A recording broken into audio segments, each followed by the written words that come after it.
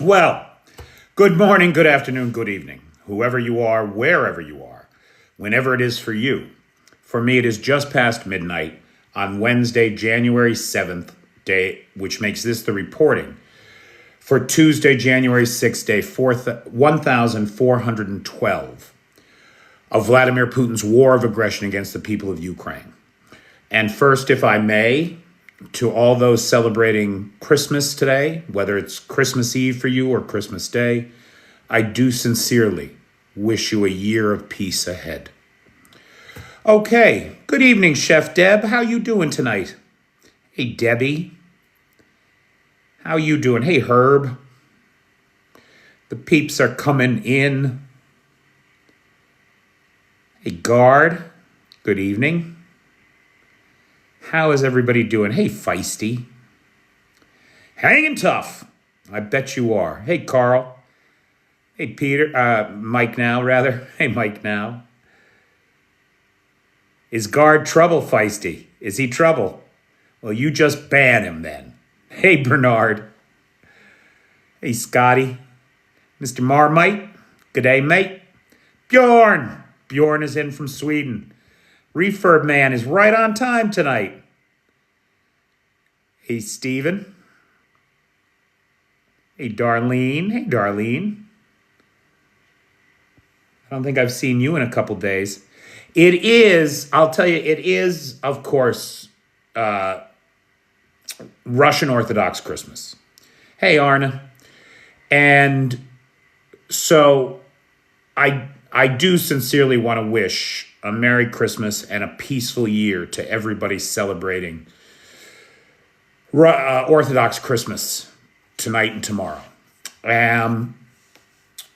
It is interesting to note, though, that this is the fourth day in a row, right at the height of the Russian Christmas travel, that the airports in Moscow are closed.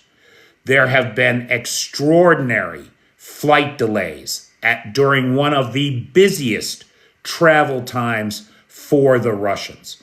And that is solely put down to Ukrainian drone strikes in the Moscow region. Isakana. Ooh, that sounds Japanese. Is that Japanese? It's probably just a name, right? Yeah, lots of spicy packages for Christmas delivery, and we will talk about it.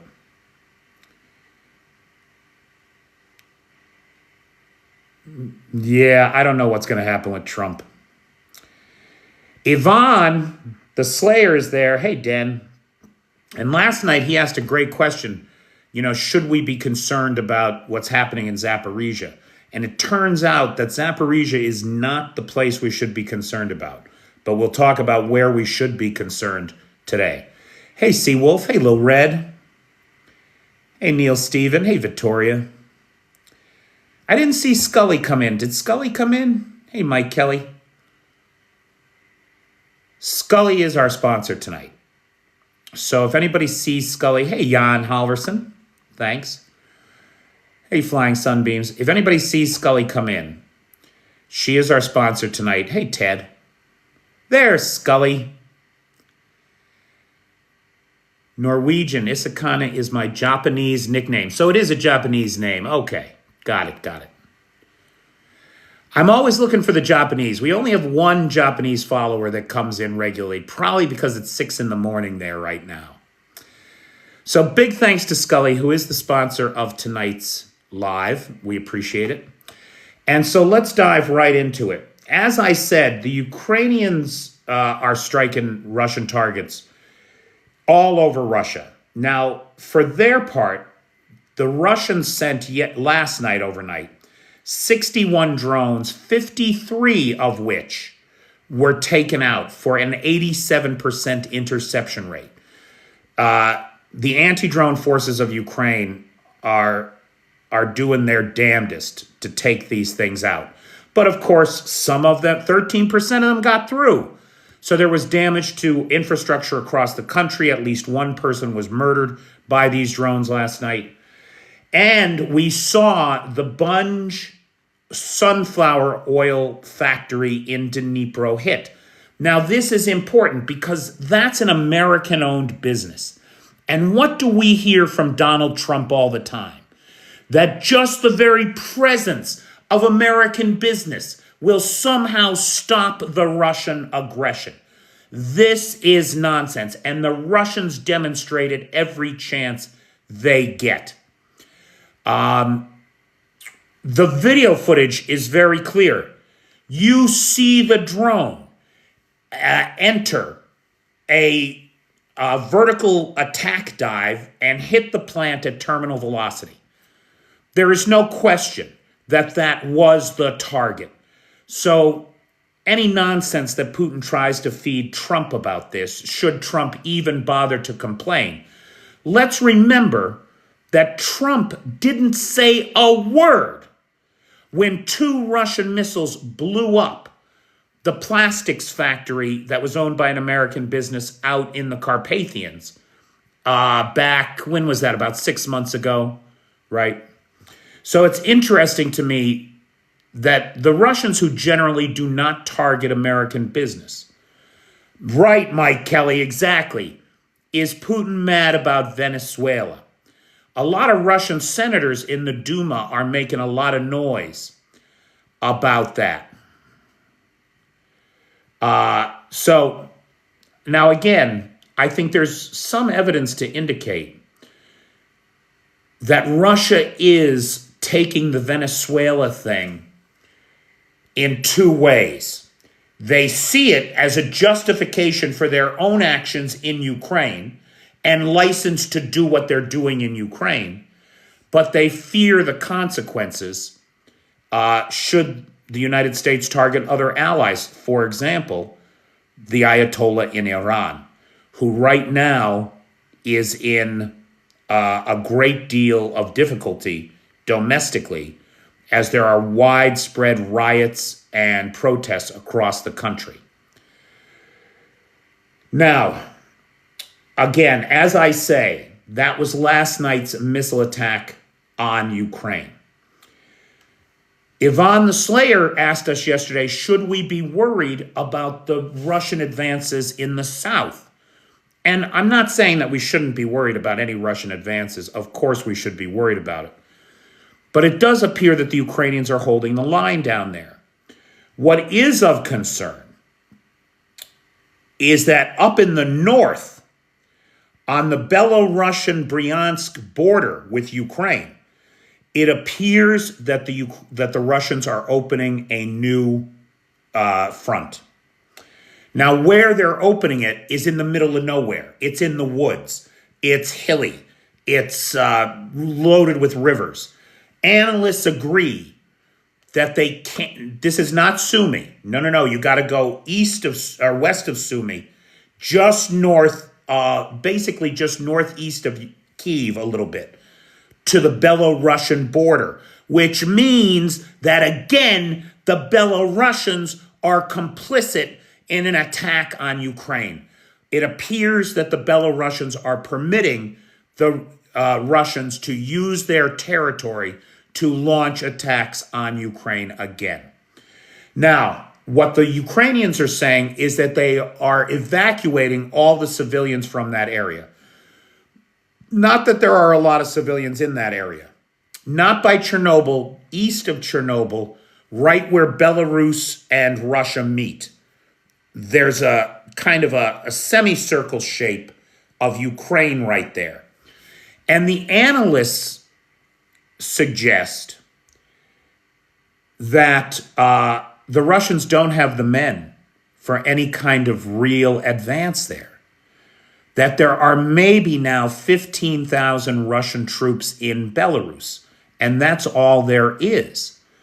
So it looks like what the Russians are maybe doing is trying to evolve a kind of buffer zone in the Chernitsky area. Now, again, there's not much there. Small villages, very country, very rural, very farmland. It appears to mostly be an effort by the Russians to draw Ukrainian armed forces away from more critical places on the front and stick them and get them stuck up there. Analysts don't think that the Russians can move more than 10 to 20 kilometers inside of Ukraine along that border. Now, curiously enough, in the Sumy region, I'm pretty sure it was Sumy, the Russians posted a picture of what they called a border checkpoint that they claimed that they struck, although the border checkpoint is completely whole in the picture that they posted, right? Now, this is the funny thing. They claimed that it was a border checkpoint reinforced with a tank. Well, guys, you know, I'm no expert. I'm no military guy. I don't know shit. But I took one look at this picture and I said, that's a war memorial. That's not a real tank. That's not a working tank. And that has been confirmed by the Ukrainians, that the tank is actually it's on a concrete pedestal, and it's got a little fence around it. Hey, Van, it's got a little fence around it. You can see it's a goddamn World War II memorial. You know, the kind of thing you see in your town square. And again, even though they claim that they destroyed this border checkpoint, the pictures all show it intact. So it's just another example of Russian dis or misinformation. I agree. So we're going to watch what's happening up in the Chernivtsi region on that Belarusian-Russian-Ukrainian border area. Trump is lifting sanctions on Belarus. I mean, it's ridiculous. Clearly, Belarus should be more heavily sanctioned. We should do a rendition of Lukashenko like we did the exfiltration of Maduro. Lukashenko should be next. Now, the question of, are those Russian assets in Belarus legitimate targets? I don't see why not. I don't see why not.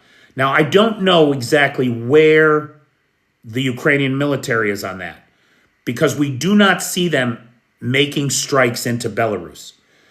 But if there are Russian troop concentrations on the other side of the border who are now coming into Ukraine, why wouldn't they be legitimate targets? Why wouldn't they be? Hey, Pete. Hey, Flip. Okay. Now, the big news today, of course, is the diplomatic news. I don't have, at any rate, the results of the Coalition of the Willing meeting in Paris. I only have kind of what we know happened throughout the day, and I don't have a wrap-up. It hasn't hit the press yet, or I haven't seen it, or it's just coming out. But the Coalition of the Willing did meet in Paris today. 35 countries were represented. 27 leaders, heads of state were there. And NATO Secretary General Mark Rutte was there. The United States showed its, you know, I'm a very patriotic American. I really do believe in America and the American way of life.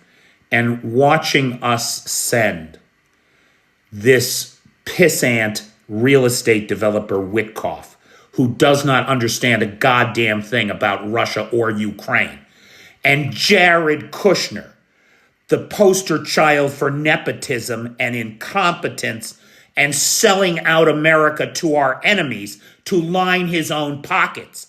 That's who we sent. Marco Rubio is too busy now because of Maduro, right?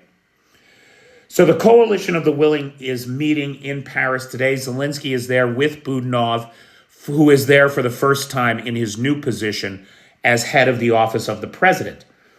The military heads of Ukraine, UK, and France met ahead of the general meeting, and Reuters obtained a draft statement of binding commitments to support Ukraine the next time Russia attacks.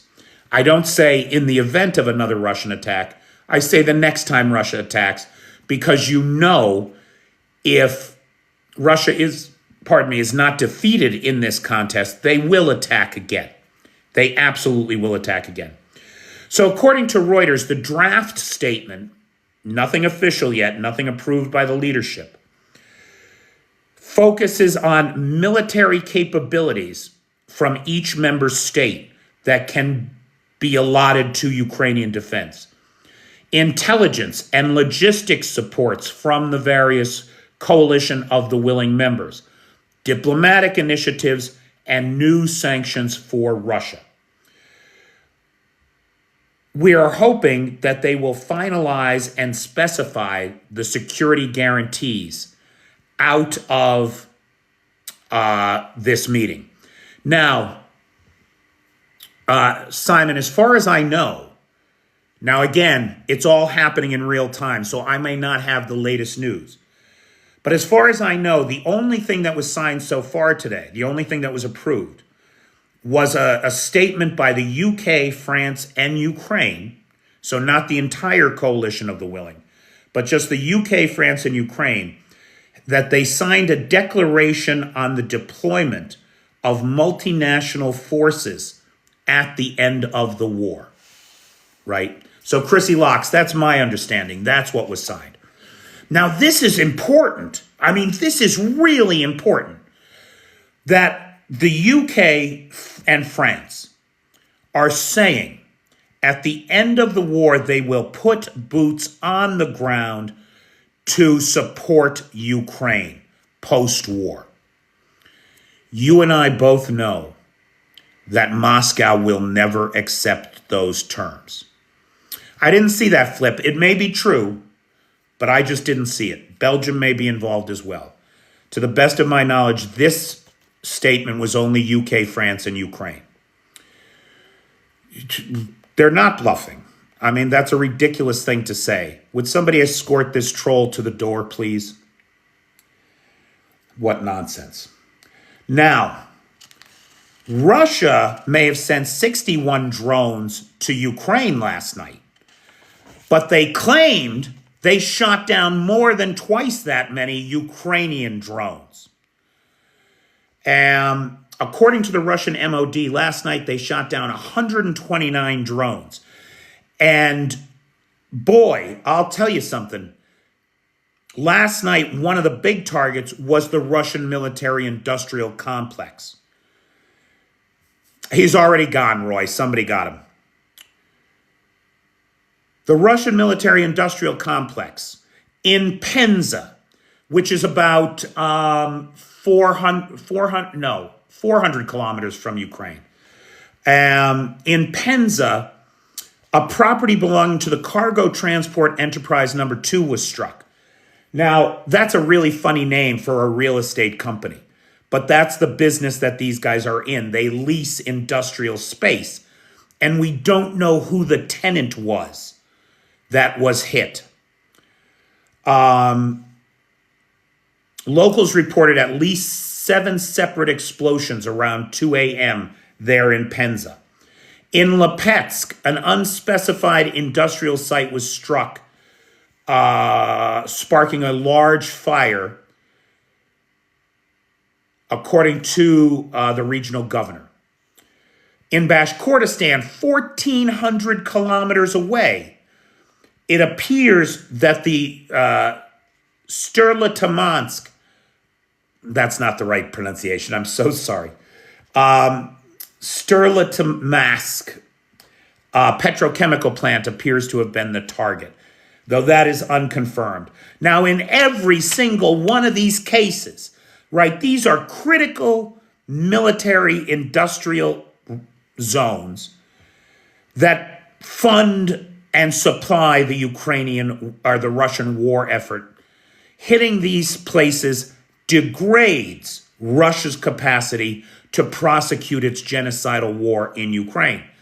In every one of these cases, the governors of each of these regions said the same goddamn thing. All drones were intercepted. Some drone debris fell on the territory of the plant, sparking a fire. This was true of the 2 oil depots hit last night as well. one in Lipetsk and one in Belgorod.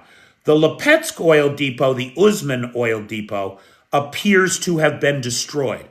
Now, we don't know. We're going to wait for the satellite imagery.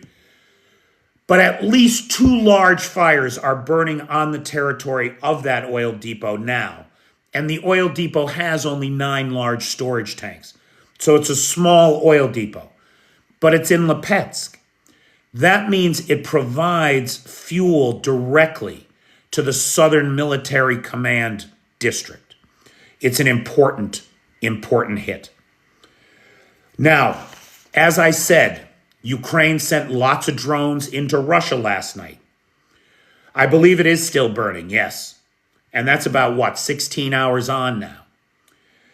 Now, this is the 4th consecutive day in a row, and it is important to remember that this is Orthodox Christmas.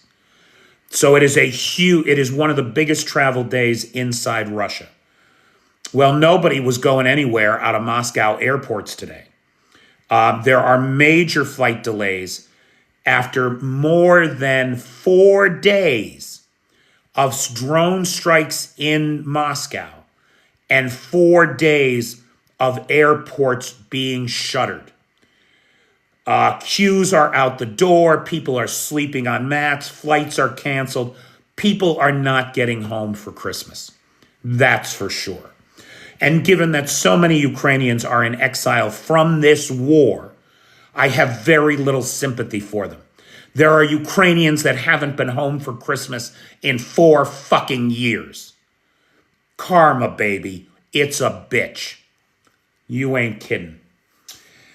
Now, in other news from Russia, 36 freight cars were derailed all the way out in Amur province. That's like 4,000 miles, right? Like, I don't know what that is in kilometers, like 6,000 kilometers from Ukraine. Now, we don't know at this time if it was another partisan attack or if it's just Russian, right? Empires die from the fringes into the center. And we have seen a lot of infrastructure collapse in Amur province particularly, as well as multiple airline emergencies and lost planes. I think because Amur is so far away, as resources become more and more limited inside Russia, they are being withdrawn into the center, to Moscow and to Petersburg. And the fringes are suffering. And that could be what we're seeing in Amur province. As soon as we get more information on that, I'll bring it to you. Russia, oh no, I did that one. Russia, we're getting news that the Russians have upped drone production. 6 months ago, it was about 5,400 drones a month. Today, it is 12,000 drones a month, about 400 a day. Russia has ramped up drone production with the goal, they've said it explicitly, of hitting Ukraine with 1,000 drones a night. 1,000 drones a night. That day is probably coming. At this rate, if Ukraine can't get the Flamingo missile production ramped up, because right now, I was just listening to some analysts today who said, I thought, and I have reported on this channel, that Ukraine is up to making about 70 Flamingos a month. That may have been an error, because I was listening to some analysts today who said Ukraine is only producing 30 Flamingos a month, about 1 a day. Now, if I'm right, as I've said many times on this channel, the reason we're not seeing the Flamingos in combat is because they're too easily detected, too easily shot down. So the only way to use them is in great big numbers. And if Ukraine's only producing 30 a month, then that means they've only produced 90 since they showed us that they had 200. That means that we're only at about 300 missiles stockpile. That is not enough for scaled missile attacks on Russia that penetrate Russian air defense. So that day is coming, we hope, but it is not here yet. What else did they hit last night? The Nemesis drone group provided us today with video of them taking out a very expensive S-300 radar in Donetsk. And it is so funny to me because these radars are air defense radars. They're supposed to detect these threats, but Ukraine uses them very successfully. Here's the big news today, right? The 100th GRAU arsenal has been destroyed. Now, Russia maintains these huge stockpiles, particularly of Soviet weapons, right? Which we know that they've been running through at record pace. And the main missile and artillery directorate of the Russian Federation maintains about 24 large stockpiles, secured bunkers of these missiles and ammunition within drone range of the Ukrainians. Now, the Ukrainians so far have destroyed 4 of them. Remember last year when the 51st GRAU arsenal went up and it registered a 2.4 on the Richter scale? That was last April, remember? They were in a phase of targeting these stockpile locations and had tremendous success. One of the failures was the 100th GRAU arsenal. They attempted to strike it, but failed in that mission in May of 2024. This mission appears to have been a complete success. Now remember, these are hardened bunkers because you got missiles and mines and all kinds of ammunition in there. And if one goes up, it's a chain reaction. So you separate them with mounds, earthen mounds called revetments, and you put them under 3 feet of steel reinforced concrete in a bunker. So the first thing the Ukrainian drone has to do is punch a hole in the bunker. Then it has to get inside and start detonating the equipment inside with a second strike. Or, as appears to more commonly be the case, the Ukrainians wait until they have intelligence that the Russians are storing the ammunition outside. And so then they hit the outdoor ammunition. That sparks a chain reaction that punctures the bunkers locally and starts the process of secondary detonations inside the bunkers. That appears to be what happened at the 100th GRAU today. The authorities have evacuated all the locals because they're afraid of the secondary detonations. And get this. Can you guess what the governor said about this attack? He did acknowledge the evacuations, and he stated that there was damage to, quote, a few objects by drone debris. There's great video of this on Exile Nova Plus, the Telegram channel. There it is. Everybody knows, right? The old lie of debris. It's amazing to me. But they have to lie to their own people, right? Their people have no confidence in them to begin with. So they have to lie. Okay, so the video is extraordinary.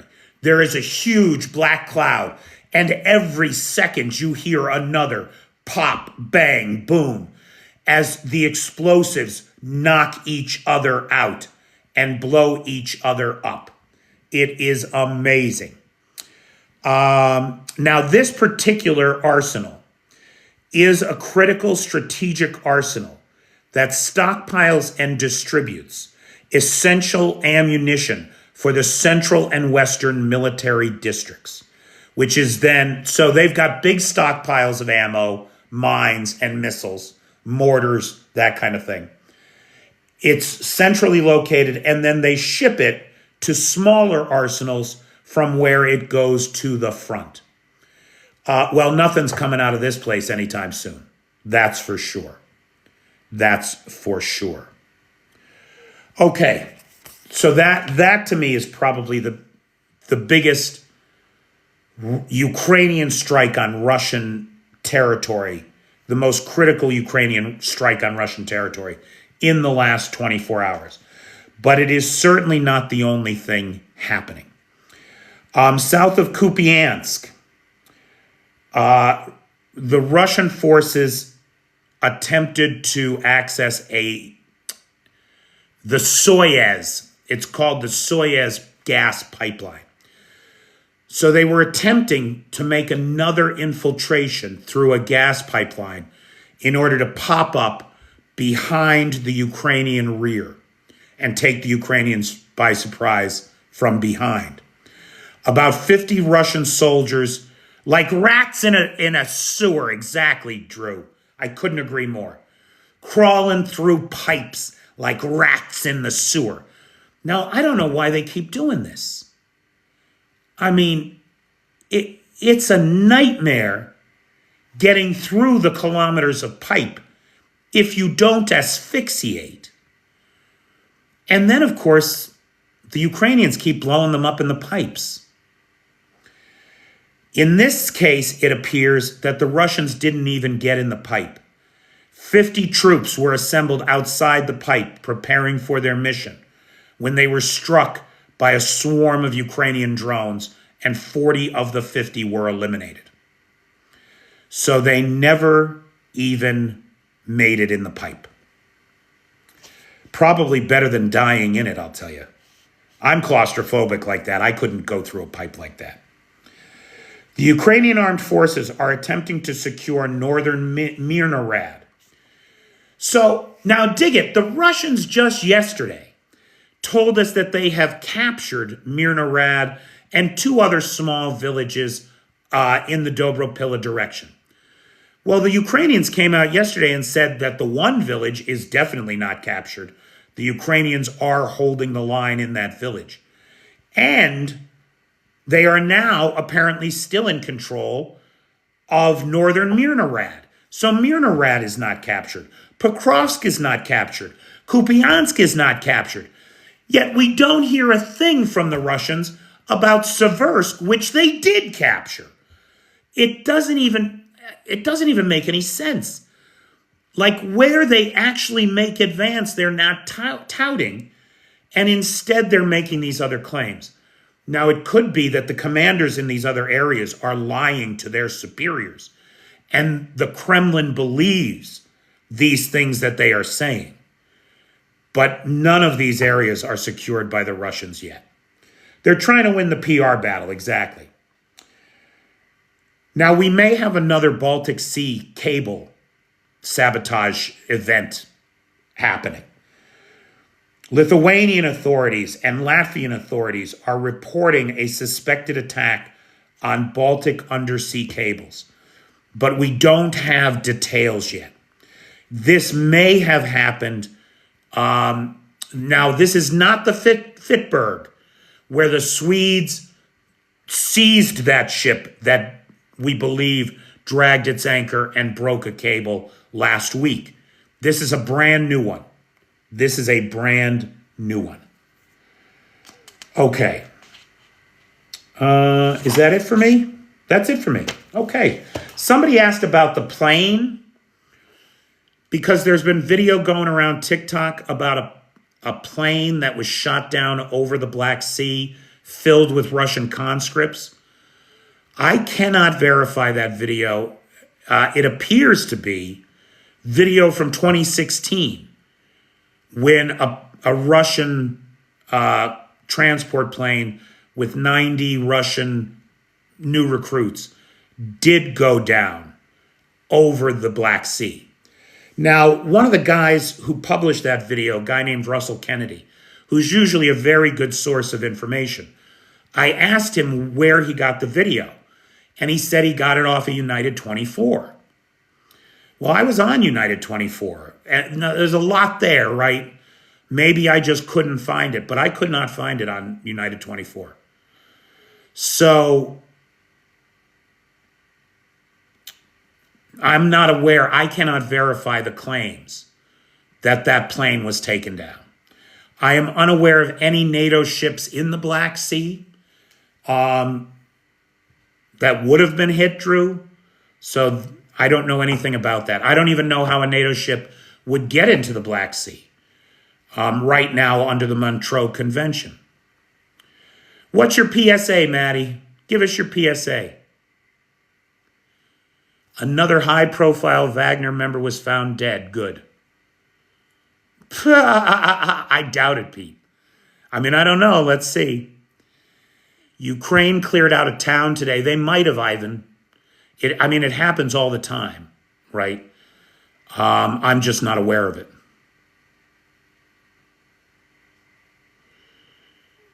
Yeah, that's a problem, TK's daddy. I spend a lot of time looking for evidence, looking for validation from an official source or a secondary source that these things are happening. And not everybody does that. Thanks, Drew. Please do. So what's your PSA, Maddie? Hey, Kiwi Annie. I really, it's funny. There could be Zumball, but I'm not aware of any. I mean, what would they be doing there and how would they get in? Right, under the Montreux Convention, no warships can enter the Black Sea, nor have been allowed to enter the Black Sea in 4 years. Well, you're right about that, Maddie. A lot of Americans are in that situation. You are not wrong.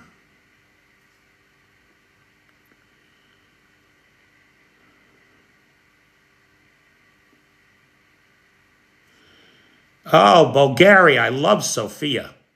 What a great town Sofia is. I really enjoyed my stay there. It's a great, great city. Romania and Bulgaria have ships, but remember the Montreux Convention is in effect. No warships of any nation are permitted through the Bosphorus and Dardanelles. It's exclusively civilian shipping that's being permitted right now.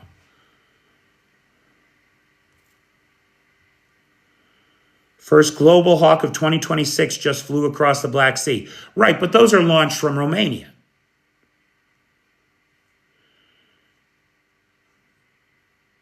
Will the war stop? Well, eventually everything stops. Will it stop anytime soon? No. The earliest possible time frame that we can really imagine this war grinding to a halt, and I rather think that that's what's going to happen, it's going to grind to a halt, is probably May, June. I mean, Russia is facing bankruptcy right now, right? The Sovereign Wealth Fund has less than $37 billion left in it, and the 2025 budget deficit is $60 billion. They don't even have enough money in the Sovereign Wealth Fund to cover last year's budget deficit. Thanks, DW. Which means they have to print money, which is going to drive inflation, which is going to accelerate the economic collapse that is coming to Russia. So May, June, probably at the earliest. A recent poll by the Kyiv Institute, the Kyiv International Institute for Sociology, reported that 91% of Ukrainians have no confidence that the war will end anytime soon.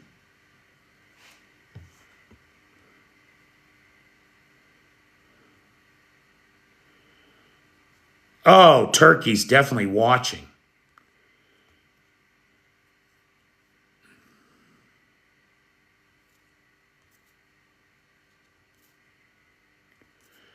No, May, June is not. I mean, yes, you're right. It's optimistic, but it's certainly not impossible at this juncture.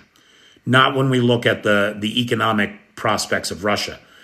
Russian economists themselves are predicting that a recession a deep recession is coming to the Russian Federation, and it will arrive likely in the second quarter of this year.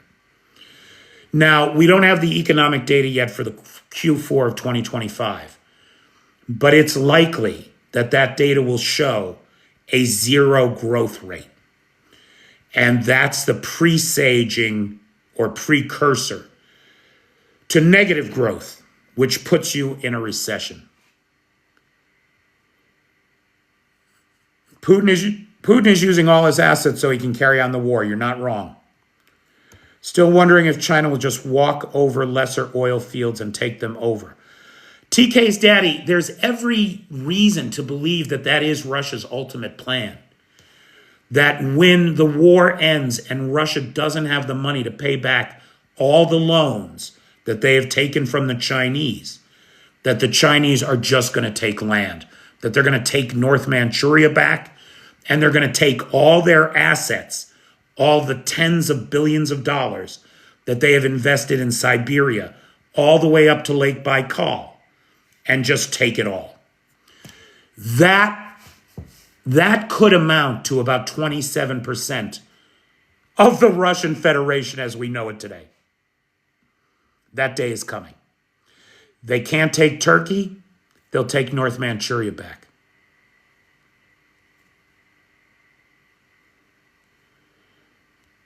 It could have been launched from Sicily. The Global Hawks can be launched from any variety of NATO bases.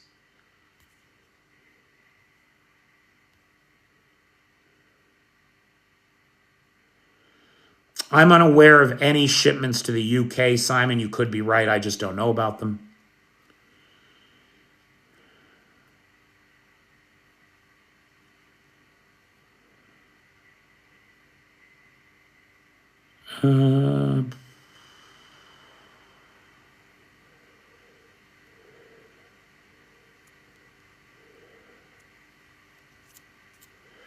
A deep recession in a wartime economy. Where'd that go? Is a certain collapse. Yeah, Pete, I agree.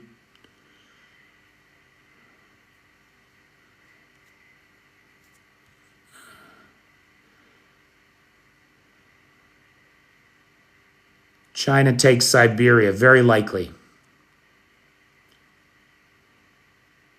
Hey, Alice. It's crazy how one man can drag so many people down with them. It's crazy if you give one man power. That's the problem with autocracies. We are all extraordinarily flawed. That's why you need to live in a consensus world. And it is very disturbing to me to see the United States going this cult of personality over 300 pounds of dog shit and fake tan in a cheap suit.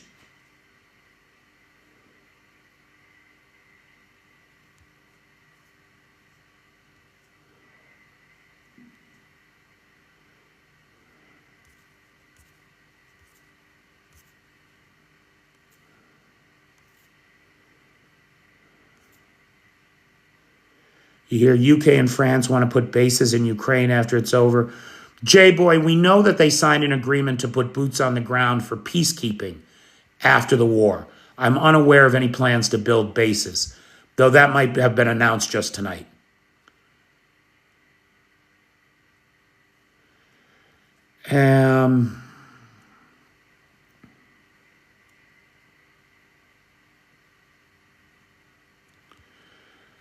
Maduro was in my hometown airport on his way to his arraignment, huh? Just before we go through some more questions and do some more Q&A here, let me again thank Scully, who is the sponsor of tonight's live. Guys, I couldn't do this. You know, live sponsorships make up a third of my monthly income. And so I could not do this without the live sponsors.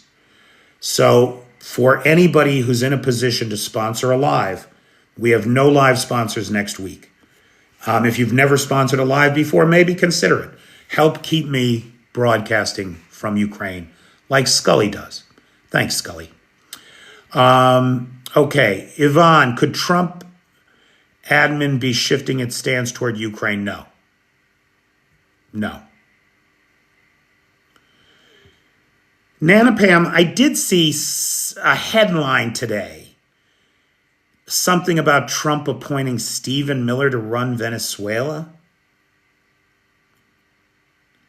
I mean, I don't know. I can't confirm that. But of course, it would be a huge mistake.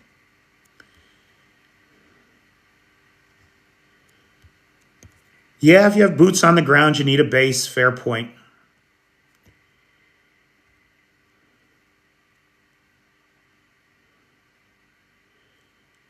China told U.S. to respect the nation's sovereignty.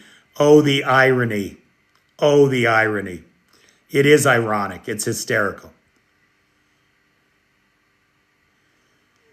Orange County, New York. Hysterical, right? That Maduro landed in Orange County, New York on his way to his arraignment. That is funny. Anthony is confirming that they did say bases in Ukraine, which we know is a non-starter for the Russians. So Putin's never going to agree to any of this, which means he must be defeated. Russia has been pretty quiet about Venezuela. And I would point you again to Fiona Hill's testimony during the Trump impeachment.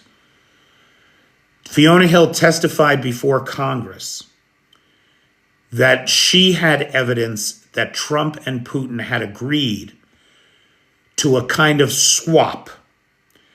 Putin had told Trump that if he stayed out of Ukraine, Putin would give up Venezuela, and they would enter a spheres of influence age where Russia controlled Europe, America controlled the Americas, and Europe was squeezed between them in a kind of big squeeze. Now, everybody discounted that testimony at the time, but in light of recent events, and Fiona Hill is a brilliant woman who knows what she's talking about.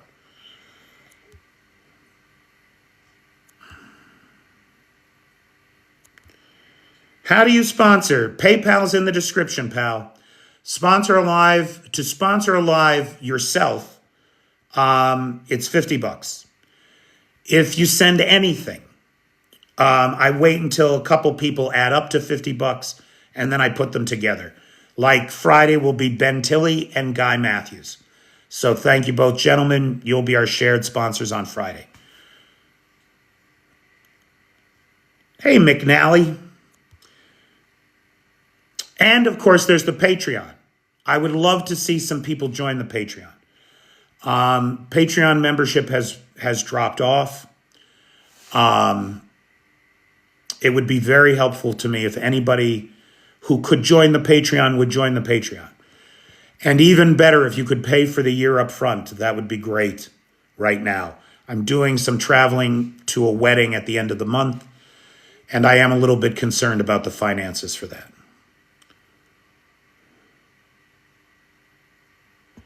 Maduro had 4 costume changes. Well, I mean, look, they woke him up out of bed. And it had to be 24 hours between the flights and 3 different climates. The climate on land, the climate at sea, the climate in the air, and then the climate in New York. 4 different climates. So that is not, and then of course there's the question of how many of those pictures are AI. That one where he's sitting in the blue jumpsuit with 2 thumbs up, that's not real. It can't be. There's no way he's smiling and giving 2 thumbs up right now. Kiwi Annie, there is never any reason to apologize to me if you don't have money. There are lots of people who have extra money who can help keep me on the air. And I turn to them, right? If you only have $5 to give it to United 24, please. Go online, and don't let your support of this channel interfere with your giving to Ukraine directly, right? I should be a secondary thing for people who can afford it.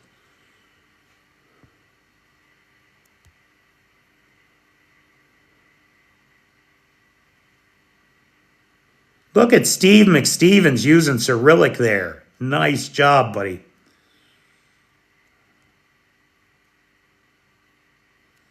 Anonymous wants to know how the front line has changed this past autumn. It hasn't. Not really, man. Very little movement. You have a small advance down around Huliopol in Zaporizhia. You have the big advance is Mirnorad and Pokrovsk, where the Russians have pushed into both those cities, but control only the southern portions of them to date. Which means, of course, that General Chip Chapman, who I've been quoting since October, when he said that he did not believe Pokrovsk would fall in 2025, was correct. Making him a person to listen to, right? That's a person to listen to. You know, Paul, the first 2 years I was on here doing this, there were like no Australians or New Zealanders, or just a couple. These days, the Aussies and the New Zealanders are coming out of the woodwork, man. It's awesome. That makes me very happy.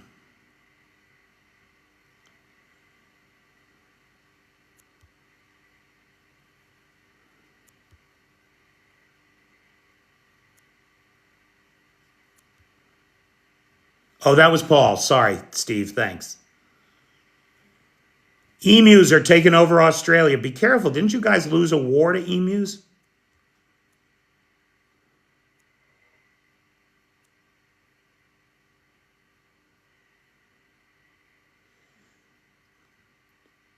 Bashir Batam. Z for Zelensky, baby. In Paris, lining up the supporters. Gotta love it. Hey, Robbo. Go Kiwis.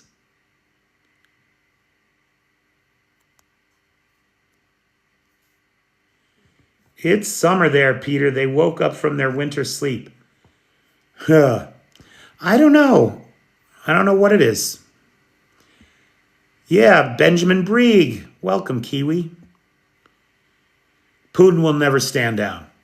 The Russian people will tear him to shreds or hang him from a light post in Red Square before that happens. Shrimps on the Barbie. Is that Dumb and Dumber? I thought that was Crocodile Dundee. Boy, I'll tell you, I'd love to see New Zealand someday. I would really love to see New Zealand someday. And Australia, don't get me wrong. I really want to go meteorite hunting out past Alice Springs. There's that big crater that you guys have there. One of the largest, best preserved meteorite impact craters in the world. And I would really love getting me a metal detector and doing some meteorite hunting out there by that crater. Right on, Pete. Unsurprising to me, Dan. Unsurprising to me.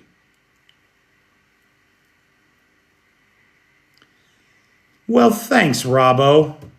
I might just hit you up on that. Hey, if the Chinese don't let me in, can I grab a flight to your place?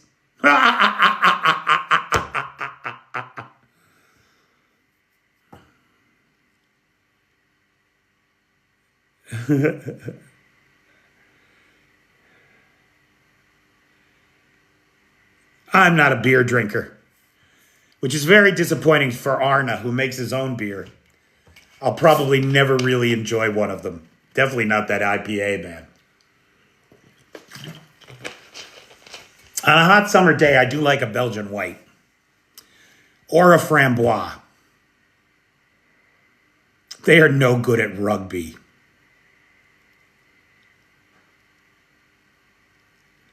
Okay, we're just about out of time.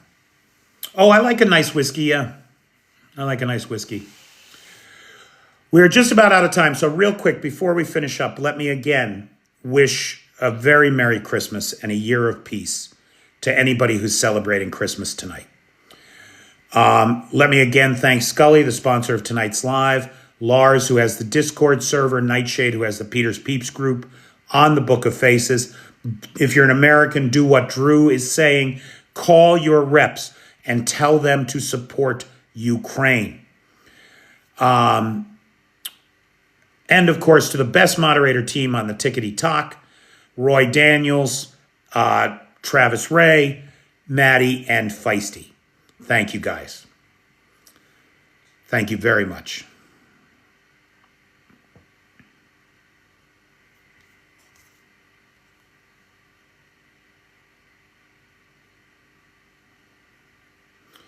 Oh, there's some Norwegian being spoken. Oh, God, Drew. The Russians have bought so many Congress people, it's not even funny.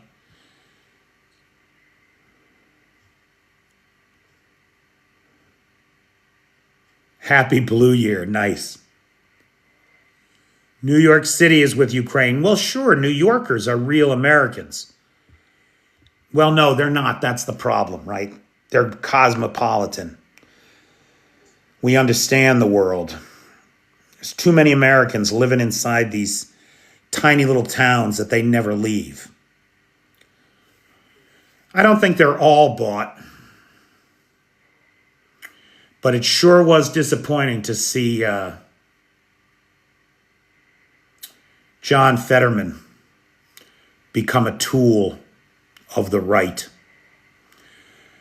You know, John Fetterman is one of the reasons I'm in Ukraine. Very much so. I moved to Erie, Pennsylvania to work for his campaign to make sure that he took Erie County. And I spent 3 months going door to door, knocking on doors to make sure that John Fetterman got elected. And now he's sold us all out. It is such a tragic disappointment. Such a tragic disappointment.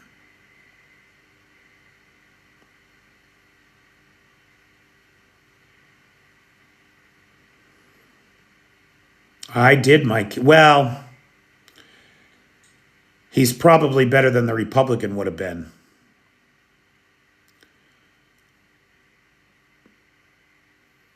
Well, Yvonne, you might remember that. So we're off the topic of Ukraine now and into American politics, but it's 1 o'clock, so it doesn't matter as much. I'll take a minute and talk about this. But do you remember the government shutdown where Trump I have met him. I have met his wife, the campaign manager. I know that I've met them. I would not say that I know them. And as I said, I went to work for his campaign in Erie for 3 months as a volunteer, not a paid campaign person. And spent 3 months knocking on doors in Erie, Pennsylvania. And enjoyed that time. Erie's a great little town. I enjoyed it very much.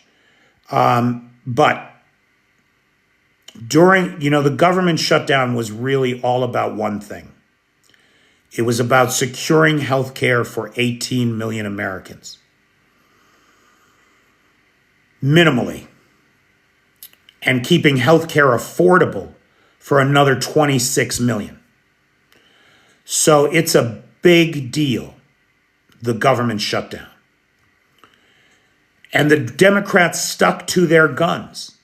They would not agree to reopen the government until they had an agreement on health care. The one thing that they were trying to get out of the big, beautiful bill, which was nothing but a looting of the American people to transfer the largest amount of wealth to the billionaire class we have ever seen in history.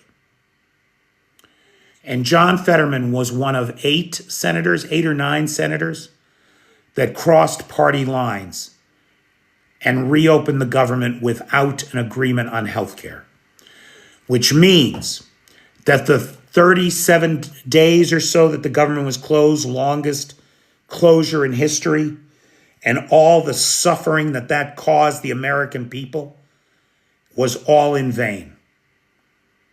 That we got nothing for it. But John Fetterman and 8 others lined their pockets.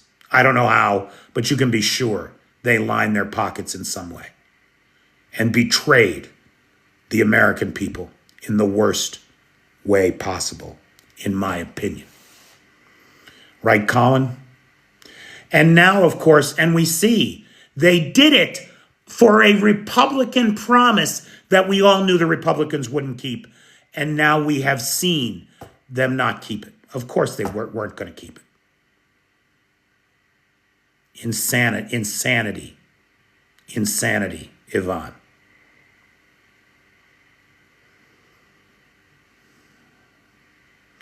Trump's biggest campaign. Trump loves it when the federal government is shut down because then he's the only one with power. Of all the times that the federal government, let me ask you, now wait, I'll probably have to look this up. But if I were to ask you, of all the days that the federal government has been shut down, what percentage of them would you think was Trump responsible for? What of all the government shutdown days since the first one back in Reagan's time? I think that's it, Andy.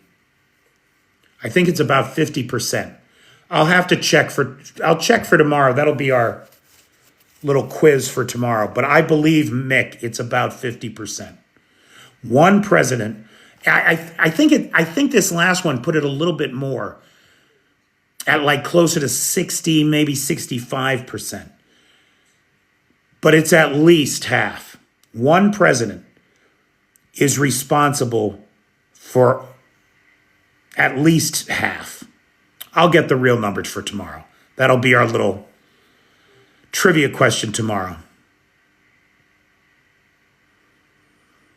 The pharmaceutical companies and the insurance companies have bought the Congress. It is just that clear. It's a sin. It's a crime and a sin. Good night, Colin. Yeah, guys, it's well past 1 o'clock now, so I'm going to say good night and have a pleasant tomorrow. Thanks, everybody.